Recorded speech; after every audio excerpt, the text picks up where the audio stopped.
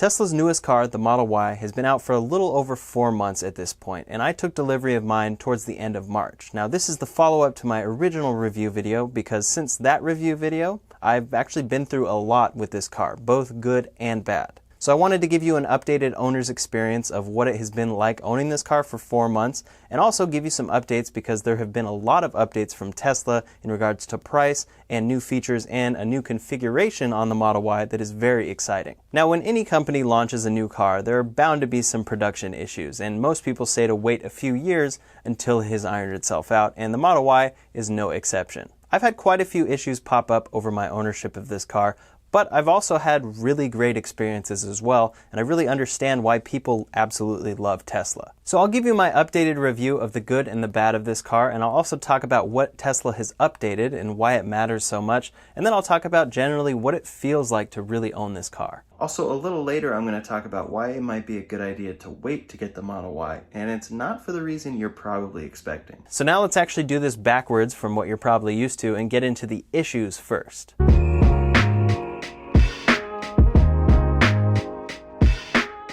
Now my Model Y was one of the first few thousand built, so it's going to have some issues that later builds are not going to have. But to be honest, a lot of the issues I had, I'm still seeing popping up with Model Y owners. Now obviously I haven't talked to every Model Y owner, and I've seen people get delivered and not have any issues whatsoever, but this has been my experience. The car came with a few very small areas that were missing paint, the rear seats weren't aligned properly and were buzzing, the trim on the roof was loose, the front trunk had an issue where it thought it was open even though it wasn't and would beep at me constantly, the windows didn't roll down properly once and gashed the trim when I closed it, the headrest squeaked with each bump along with the rear seats, the driver's side window rattled, the trim on the driver's side was coming a little loose, and the front bumper gave a little when you pushed in on it. I was dealing with these issues while Tesla's factory was shut down and this car had just launched, so a lot of the parts weren't available, and on top of that they didn't know how to fix everything. Ultimately it took 4 service appointments to get everything fixed and get all the parts shipped in and all that, but now my car is as good as new, or actually better than new. It's pretty clear to me that my brand new car should not have had this many repairs and service appointments right away, but that is the nature of a new production run of a car, and especially one from Tesla. And not to excuse Tesla there, because a lot of these issues should have been fixed before it was even ever delivered to me, but hopefully it's something they can keep improving on as they get more and more built. If you want to see a more in-depth video on all the issues I went through, you can click the link up here or in the description below to watch that video. Oh, also in the process of this, a rock hit my windshield, cracked it, and I had to get it replaced.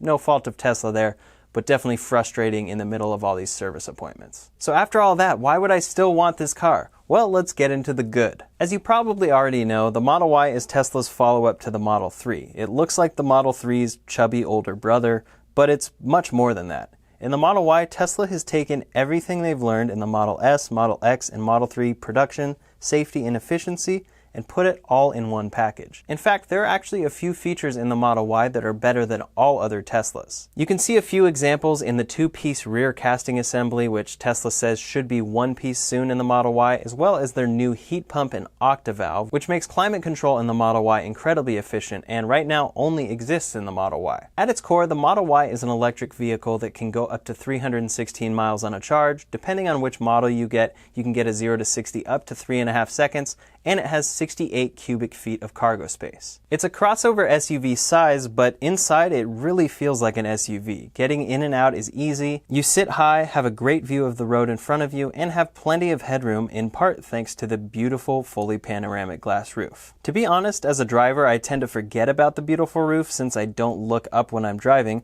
but from the back seats, it really provides an amazing view, and in the front, it's giving me more headroom, as I mentioned. The sloped roof in the back is what really makes it a crossover SUV, since when comparing it to a lot of other standard SUVs, you can't fit quite as tall of objects in the back. But this is a fully electric car, which means that everything is configured completely differently, which in turn gives you a very deep understorage compartment in the back, a front trunk where an engine would typically go, a second shallow understorage compartment in the rear, and 2 side cubbies. I'm a drummer and I've had no issue fitting all of my drums in the Model Y while still keeping a seat up. Real quick, if you're enjoying this video, make sure to hit that thumbs up so that more people can find it. In the Model Y 5-seater, you have a few different configurations for those rear seats, and a personal favorite of many people is being able to fold just the middle seat down and use it as a pass-through for large cargo. The Model Y comes with 5 seats standard, and I think that's the best option. Tesla is planning on releasing a 7-seater option either late this year or early next year, but I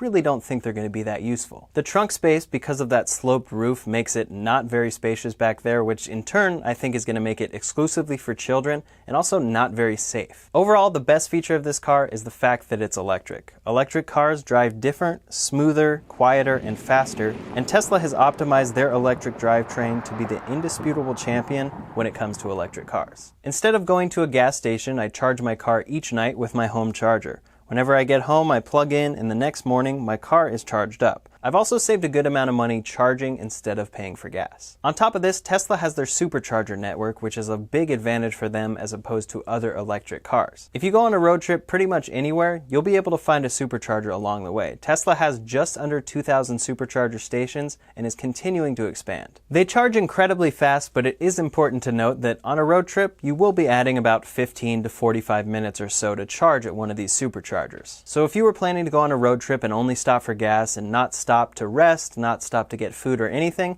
it will add some time to your trip. But if you plan ahead, you can usually just be charging while you're getting food and resting and using the bathroom and such. My Model Y is super quick and I love it. Sometimes it's fun to max out the acceleration, but more often than not, the times I appreciate the acceleration the most is when needing to make an assertive or aggressive lane change from a slow lane to a fast lane, or merging quickly onto a freeway like the 101 in LA. On top of that, this car is nearly silent and smells great because it is zero emissions.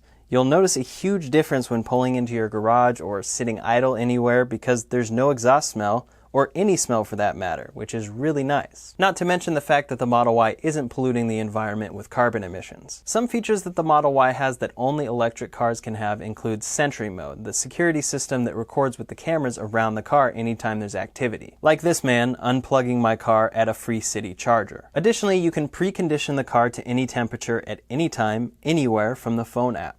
This is all made possible since there's a giant battery powering these tasks, as opposed to just one 12-volt battery, which might die. Now, some of these features do exist in gas cars and hybrids and plug-in hybrids, but overall they work best in electric cars, again because of that giant battery. And again, I can precondition my car in the garage, not worry about fumes. I can be in the car, preconditioning my car in the garage, and not have to worry about fumes. I feel like this is a really underappreciated aspect of electric cars, and it just comes with the territory of a car that doesn't pollute. If you're not already, make sure you subscribe to this channel for lots more videos about the Model Y, Tesla, and tech in general, and you can follow me on Twitter and Instagram at RyanShawTech. For me, the main things that set Tesla and the Model Y apart from other electric cars are efficiency, range, their charging network, and their self-driving systems. When it comes to range, nobody has beaten Tesla. The Model S just got updated to a range of 402 miles. And the Model Y has a range of 316 miles, as I mentioned before, which is the highest of any car in its class. Even in great competitors like Ford's upcoming Mach-E, the range is expected to be 300 miles. Now, 16 miles isn't a huge difference, but it actually is when you look at efficiency. The Model Y gets 316 miles on a 78 kilowatt-hour battery pack, versus the Mach-E is going to get 300 miles on an 88 kilowatt-hour battery pack. So the Model Y uses less power for more miles, it's cheaper to drive, and faster to charge. And that's all thanks to Tesla's efficiency using the power from their battery packs. Now, I don't say that to knock the Mach-E, I'm genuinely excited for that car, but I did want to illustrate just how Tesla is ahead in efficiency. And then my personal favorite, Autopilot, Tesla's confusingly named driver assistance features that come standard on all Teslas. You get included safety features to prevent accidents, as well as adaptive cruise control and auto steer. Autopilot uses 8 cameras all around the car to drive for you, and currently it does a really great job. At this point, it's mostly intended just for freeway use, and overall it makes my freeway driving way less stressful. But Tesla doesn't stop there, they also sell that full self-driving package. This software update adds Navigate on Autopilot, Auto Lane Change, Auto Park, Summon, and Traffic Light and Stop Sign Control, and they say that later this year it will be bringing Auto Steer on city streets. Overall, these features are good, but not great. I mean, they're all technically considered beta features, and Tesla sells this package with the promise of future features and updates that will improve it and make it better and better. Currently, it is by no means full self-driving, or worth $8,000 for that matter, but Elon Musk is confident that it soon will be. So a big part of what you're paying for with that $8,000 purchase is future features that you will get via software updates. Now, some of these features like Summon are kind of a gimmick, and they feel so far from being actually great that you wonder if they'll ever be there. But others like Navigate on Autopilot do an overall good job and give you a real sense of the future. For a more in-depth video on my experience using Navigate on Autopilot to drive across LA, you can check out my video up here or in the description below. Now, if you don't want to spend the money to get this package, the included basic autopilot is really great, and I use it almost every time I drive. In fact, for the first 3 months owning this car, I only had basic autopilot, and it was great. So throughout all the struggles I've had with the Model Y, and then all of my experiences that have been great with high-tech features,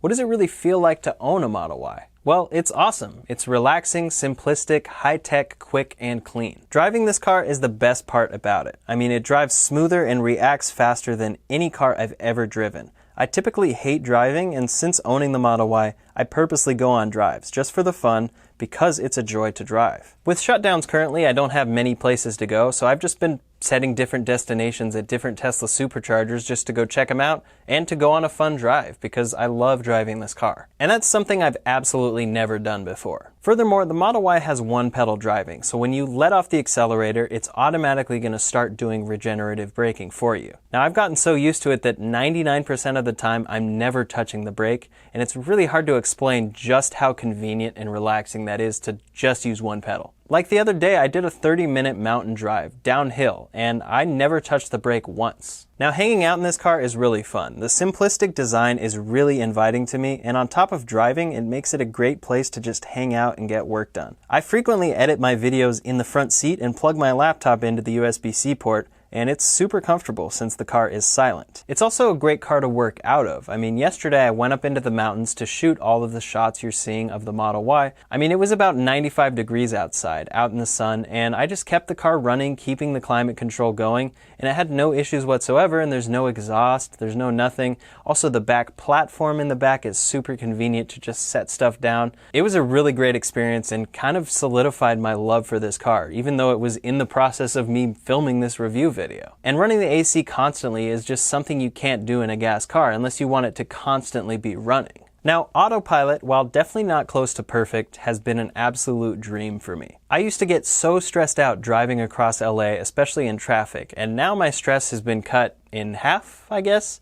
I don't know, but it's been cut a lot. On the freeway and in stop-and-go traffic, my car is doing most of the heavy lifting. Now, of course, I'm still there paying attention, but it's a much more relaxing driving experience. Following up with Autopilot, the tech of this car is awesome, and not just frivolous or fun. I can use the app to precondition the car temperature as I'm walking to it. I can set charging limits, find the car's location, open the hatch, vent the windows, and so much more right within the app. Features that are fancy and cool at first, but then end up being really useful. On top of this, receiving regular software updates for your car is really fun. Sometimes it's just bug fixes, which of course are very important and great, but sometimes you get something incredibly beneficial like the new rear camera that also brings up the side cameras when activated for even more visibility. It gives you confidence that Tesla is always improving the tech of these cars and that this car will only get better with age. Now, of course, I'm talking about the feeling of owning this car. There has been some stress with those 4 service appointments I mentioned.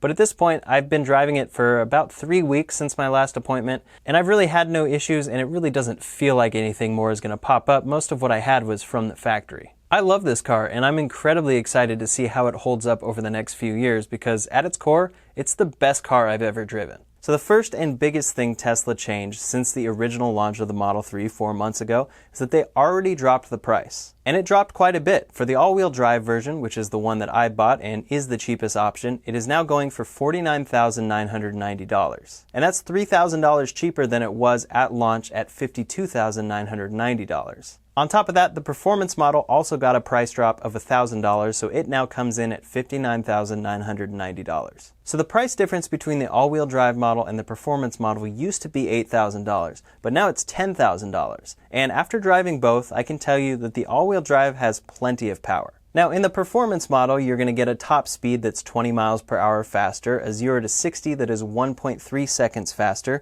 You'll get performance wheels, brakes, and pedals, but in turn, your range drops from 316 down to 291 because of those heavy performance wheels. Now for me, that's definitely not worth it to lose range and pay $10,000 just for those upgrades. And in my opinion, if you're going to be racing this, you might as well get a Model 3.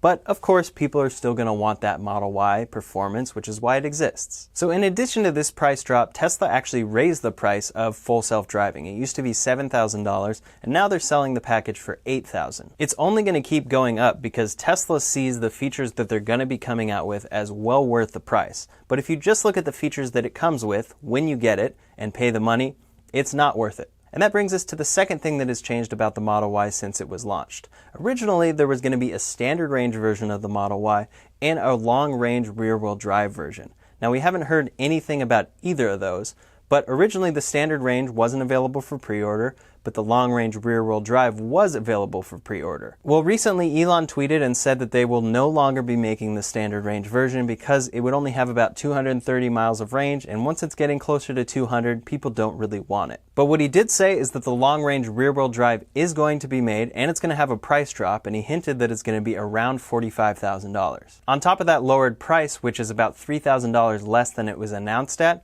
it should get more range than all of the Model Ys that we've seen so far, with people estimating about 335 miles of range since it doesn't have that front motor weight. So based on estimates, you're looking at a $45,000 rear-wheel drive Model Y that should get around 330 miles of range or so, and will still go 0 to 60 in 5.5 seconds, which is still way faster than most cars in its class. This is the Model Y that makes the most sense, and the one I kind of wish I would have waited for, especially if it does indeed have a higher range.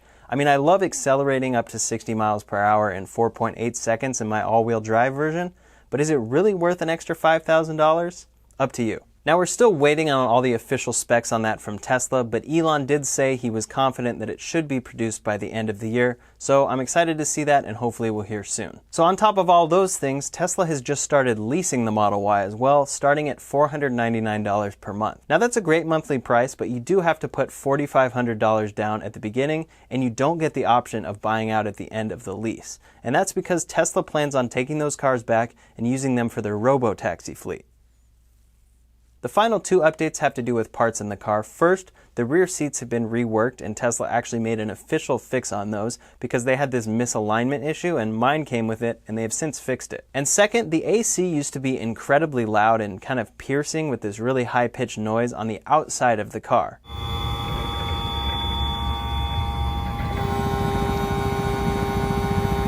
Well, they've now added an acoustic blanket around the AC on all production models, and they're retrofitting it for customers. So those are some of the updates from Tesla, and part of why this video is coming out in July as opposed to right at the release date. So a lot has changed on the Model Y, and hopefully they're fixing a lot of those issues that I mentioned. But at its core, it's still the same car, and it's still awesome. And as I mentioned, that rear-wheel drive version might be worth waiting for. Additionally, if you wait for the rear-wheel drive, that gives more time for Tesla to figure out how to fix these issues that they've had in production. As you can tell, even through all of this, I absolutely love this car, and I can't wait to get back out there and drive it again. I'm gonna go drive it right now, as a matter of fact. So I hope this was helpful to hear my experience owning this car for 4 months, and maybe it helps you decide if you want to buy or possibly lease this car. In the meantime, make sure you subscribe to this channel for lots more updates about the Model Y, Tesla, and tech in general, and make sure to like this video if you appreciated it. You can also follow me on Instagram and Twitter at RyanShawTech. Thanks so much for watching, and I'll see you on the next one.